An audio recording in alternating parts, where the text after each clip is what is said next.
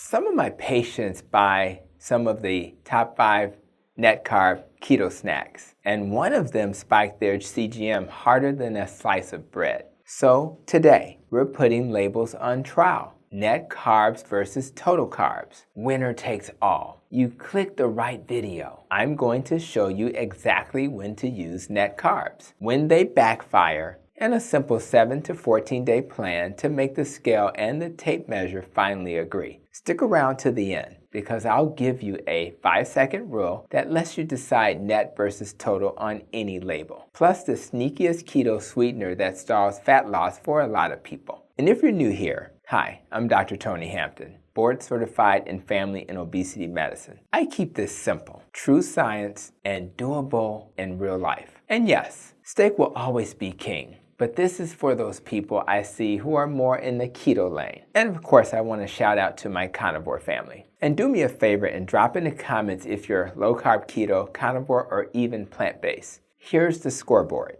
On the left, total carbs, the number that never lies. On the right, net carbs, total minus fiber and some sugar alcohols. Looks smart. Sometimes is, but your pancreas doesn't read marketing. Plain English. Carbs raise insulin. High insulin locks fat in storage. Lower insulin unlock fat burning. Net carb math assumes fiber and certain sugar alcohols barely matter. Reality check. Some fibers ferment and still nudge hormones. Some sugar alcohols, maltitol, I'm looking at you, act more like sugar than you think. Erythritol or allulose, better for many. Bottom line, net carbs are an estimate. Your biology is the verdict. Quick story. Denise lost fast on low carb. Plateau hit. Her log? Net 2 tortillas, net 3 bars, keto cookies with 7 sweeteners and mystery fibers. We went 2 weeks counting total carbs with real food. Same calories, cleaner insulin signal.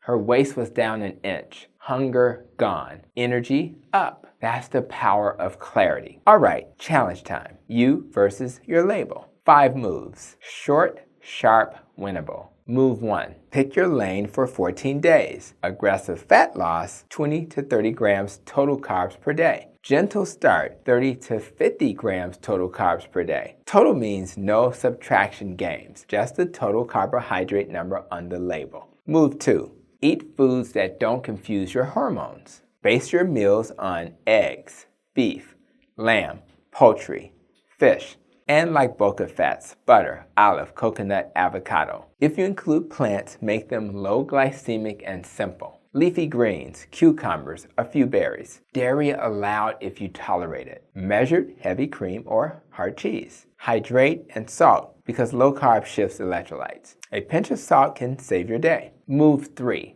Park the net carb treats for now. Bars, keto breads, candy with added fiber, net 2 tortillas. These are week 3 tools, not week 1 crutches. If the ingredient list reads like a screenplay, your insulin can get drama too. Move 4. Sweetener triage. If you must sweeten, stevia, monk fruit, allulose. Be cautious with xylitol. Track waist at the navel, morning energy, between meal hunger, belt notches, and food thoughts per hour. CGM users, watch area under the curve, not just peak. No CGM, 1 finger stick 60 to 90 minutes after a new food tells you plenty. A lot of people ask me, what about fiber for gut health? Great, get it from whole foods like avocado, not from fiber-fortified candy bars. Constipated, doc, is usually salt, water, or magnesium, not a cry for ultra-processed fiber. What about coffee? If black coffee on an empty stomach makes you crash, have it with or after your first meal.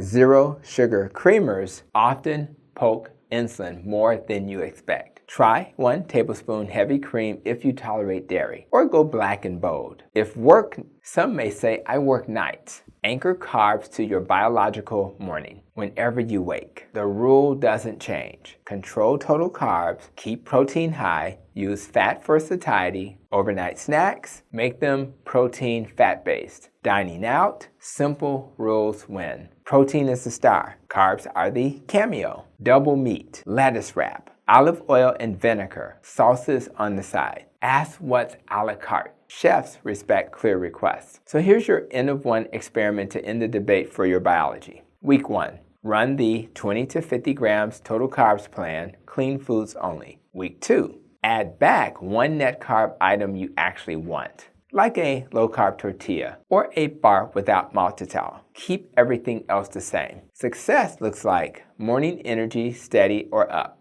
Hunger score less 2 or equal to 3/10 between meals. Waist down greater than or equal to 0.5 inches in 14 days. CGM or finger stick stays smooth with the add back. If any marker slips, that product doesn't serve you, or at least yet. Lesser known insight. Glucose can look fine while insulin hangs high, especially if you're insulin resistant. That's why total carbs make such a great baseline. You lower the whole hormonal wave, not just the visible glucose tip. If this is helpful so far, hit like so YouTube shares it with people who need a win. And if you're new here, subscribe for doctor-led root cause coaching daily. So here are some rapid meal ideas so you don't overthink it. Breakfast, eggs and butter with bacon, or steak and black coffee, or an omelet with mushrooms and spinach if you're keto. Lunch, bunless burgers with pickles, tuna with avocado, rotisserie chicken thighs and cucumbers with olive oil. Dinner,